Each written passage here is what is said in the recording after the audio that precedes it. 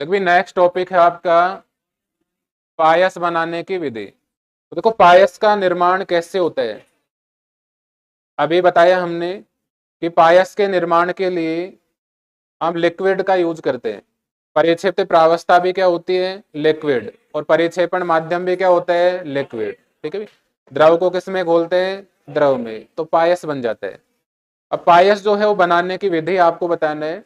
तो पायस बनाने के लिए हम जल और तेल का उपयोग करते हैं भी, और किसका यूज करते हैं, जल और तेल का यूज करते हैं। और पायस बनाने के लिए जल और तेल को क्या कर देते हैं, मिक्स कर देते हैं। क्या कर देते हैं, मिला देते हैं। ठीक है भी। तो जल और तेल को आपस में मिलाएंगे तो क्या बन जाएगा, पायस बन जाएगा। क्या बनेगा भी, पायस। तो आप जल और तेल को आपस में मिला देंगे, नॉर्मली मिल जाएंगे। ठीक है भी। तो वहां से किसका फॉर्मेशन होगा, पायस का। लेकिन इस प्रकार से बनने वाला जो पायस होता है वो अस्थायी होता है। बनने वाला जो पायस होता है वो क्या होता है, अस्थायी होता है भी। ठीक है भी। अब ये बनने वाला जो पायस है ये अस्थायी है, तो इसको स्थायी बनाने के लिए हमें कुछ करना पड़ेगा। और स्थायी बनाने के लिए इसमें हम क्या करते हैं, स्थायी बनाने के लिए इसमें हम क्या मिलाते हैं, स्थायी कारक पदार्थ। क्या मिलाते हैं, या इसको आप कह सकते हैं पाइसी कारक पदार्थ। कौन से पदार्थ, पाइसी कारक पदार्थ। ठीक है भी। और पाइसी कारक जो पदार्थ हैं उसके रूप में हम किस किस का यूज करते हैं भी, बस अपमार्जक होते भी, अपमार्जक। साबुन होते, साबुन। साबुन हुआ, अपमार्जक हुआ, गोंद हुआ, प्रोटीन हुआ, उच्चवसीय अम्ल होते हैं भी, उच्चवसीय अम्ल, इनका यूज करते हैं। ध्यान रखेंगे, गोंद, प्रोटीन, अपमार्जक, साबुन, उच्चवसीय अम्ल और लंबी अल्कोहल की श्रृंखलाएं, इनका हम यूज करते हैं। तो बताओ पायस का निर्माण कैसे होगा। पायस निर्माण के लिए जल और तेल को हम परस्पर मिला देते हैं। जल और तेल को परस्पर मिलाने से पायस का निर्माण होता है। क्लियर है भी। लेकिन इस प्रकार से बनने वाला जो पायस होता है वो अस्थायी होता है। क्या होता है, अस्थायी।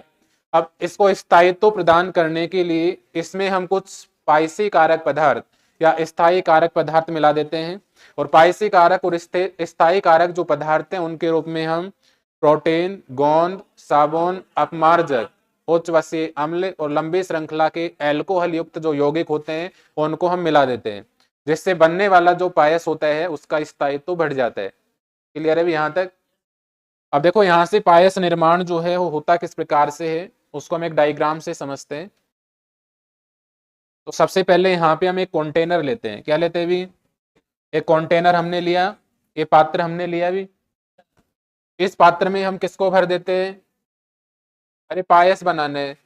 और पायस बनाने के लिए किसको भरना है, इसमें तेल को। और ठीक है, तो यहाँ पे ये तो आपकी ऑयल की ड्रॉप होगी भी।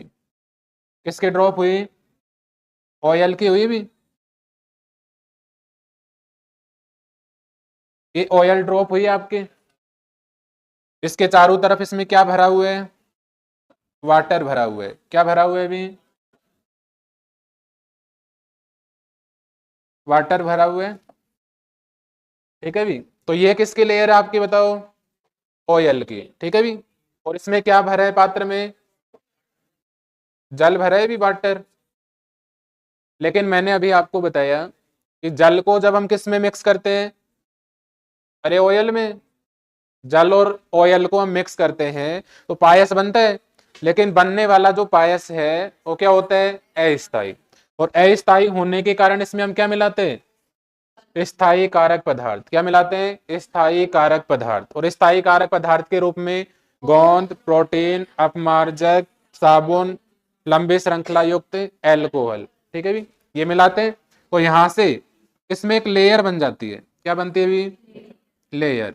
इस लेयर को हम कहते हैं सिक्योर लेयर। कौन सी लेयर कहते हैं, सिक्योर लेयर।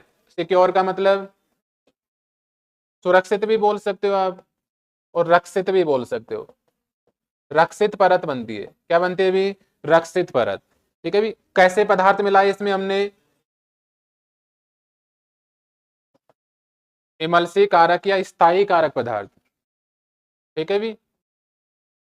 ये पदार्थ मिलाने से क्या हुआ, जल और जो तेल है आपस में मिक्स हो जाते हैं। क्या हो जाते हैं, मिक्स। और किसका निर्माण कर लेते हैं, पायस या इमल्सन का।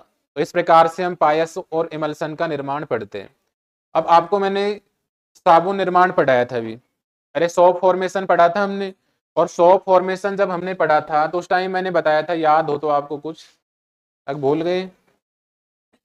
इस प्रकार से मैंने बताया था सोप फॉर्मेशन में, याद आ रहा है कुछ, अरे याद है क्या। साबुन निर्माण में हम कौन कौन से लवणों का यूज करते हैं, पढ़ते नहीं हो घर पे। साबुन निर्माण में हम सोडियम और पोटेशियम के लवणों का उपयोग करते हैं। और साबुन निर्माण में मैंने आपको बताया था सोडियम स्टेरेट लेते हैं। क्या लेते हैं, सोडियम स्टेरेट। फॉर्मूला बताएंगे आप कि भूल गए। CH3CH2 16COONA वो लिया था हमने, दो भागों में बटा था वो, स्टेरेट आयन और सोडियम आयन। स्टेरेट आयन के दो भाग थे, अरे दो भाग थे, एक तो हाइड्रोकार्बन 10 पार्ट, हाइड्रोकार्बन वाला पार्ट, और एक था उसका आयनिक भाग। याद आ रहा है कुछ, आयनिक जो भाग था ये वाला, अरे ये वाला था, ये कौन सा था, COO माइनस, आयनिक भाग था COO माइनस। और ये वाला जो भाग था ना, ये वाला, इसको हमने लॉन्ग कार्बन की चेन कहा था। क्या कहा था, लॉन्ग कार्बन की चेन। और ये क्या माना था हमने, CH3CH2 और ये आपका 16, ये लॉन्ग कार्बन की क्या थी, कार्बन की चेन थी। ठीक है भी। और ये इसका कौन सा भाग था, आयनिक पार्ट था। कौन सा पार्ट था, आयनिक। याद आ रहा है कुछ, घर पढ़ा करो, पढ़ते नहीं हो आप। इसको हमने कौन सा भाग कहा था बताओ, पढ़ते हो तो। हाइड्रो, अरे हाइड्रोफिलिक कहा था या हाइड्रोफोबिक, हाइड्रोफिलिक। कौन सा कहा था, हाइड्रोफिलिक। इसको क्या कहा था हमने, हाइड्रोफोबिक कहा था, हाइड्रोफोबिक। क्लियर है। हाइड्रोफिलिक को हिंदी में क्या कहते हैं, जल स्नेही भाग। कौन सा भाग कहते हैं, जल स्नेही भाग। और हाइड्रोफोबिक को जल विरोधी भाग। कौन सा भाग कहते हैं भी, जल विरोधी भाग। क्लियर है, अरे क्लियर है ना। तो आयनिक पार्ट हुआ, आयनिक पार्ट को हमने क्या कहा, आयनिक पार्ट को हमने क्या कहा, हाइड्रोफिलिक। हाइड्रोफिलिक का मतलब जल स्नेही। हाइड्रोफोबिक, हाइड्रोफोबिक का मतलब जल विरोधी। हाइड्रोफिलिक कैसा पार्ट होता है, पोलर या नॉन पोलर, अरे पोलर होता है कि नॉन पोलर, पोलर होता है। कैसा होता है, पोलर। पोलर का मतलब ध्रुवीय। क्या होता है, ध्रुवीय। और हाइड्रोफोबिक क्या होता है, नॉन पोलर होता है। कैसा होता है भी, नॉन पोलर होता है। नॉन पोलर का मतलब अध्रुवीय भाग होता है। क्लियर है। पोलर जो भाग था उसको हमने कौन सा भाग कहा था, ध्रुवीय। ध्रुवीय तो पोलर ही हो गया। हेड पार्ट कहते हैं, कौन सा भाग कहते हैं, हेड भाग को हम सिर भाग कहते हैं। कौन सा भाग कहते हैं, हेड भाग, सिर भाग कहते हैं। कौन सा भाग, क्लियर है भी। और हाइड्रोफोबिक को हम टेल पार्ट कहते हैं भी, टेल पार्ट। टेल को हम पुच्छ भाग कहते हैं। कौन सा भाग, क्लियर है। अब मिसेल निर्माण जब हुआ था तो बाहर की तरफ कौन सा पार्ट था, अरे बाहर की तरफ कौन सा था, हाइड्रोफिलिक, हेड पार्ट था। और अंदर की तरफ कौन सा था, हाइड्रोफोबिक, टेल पार्ट था। क्लियर है। तो ये समझाई दोगे आप, मिसेल निर्माण में दो भाग होंगे, हाइड्रोफिलिक और हाइड्रोफोबिक। हाइड्रोफिलिक को हम पोलर पार्ट कहते हैं, हाइड्रोफोबिक को non polar. Hydrophilic head part होते हैं, हाइड्रोफोबिक टेल पार्ट होते हैं। ठीक है जी, कर लेंगे। मिसेल निर्माण में बाहर की तरफ कौन सा पार्ट होता है, हेड पार्ट, और अंदर की तरफ टेल। यदि इसको मैं उल्टा कर दूं, तो हाइड्रोफिलिक अंदर कर दूं और हाइड्रोफोबिक बाहर, तो क्या होगा? उल्टा हो जाएगा। उल्टा होगा तो क्या होगा?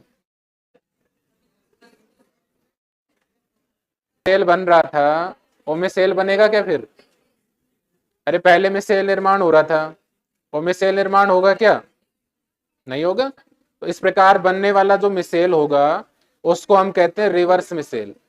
ध्यान रखना, नॉर्मल मिसेल में हाइड्रोफिलिक बाहर रहता है और हाइड्रोफोबिक अंदर रहता है, लेकिन यदि मैं हाइड्रोफिलिक को अंदर कर दूं और हाइड्रोफोबिक को बाहर आउटर पार्ट में, तो इस प्रकार जो मिसेल बनता है उसको हम कहते हैं रिवर्स मिसेल।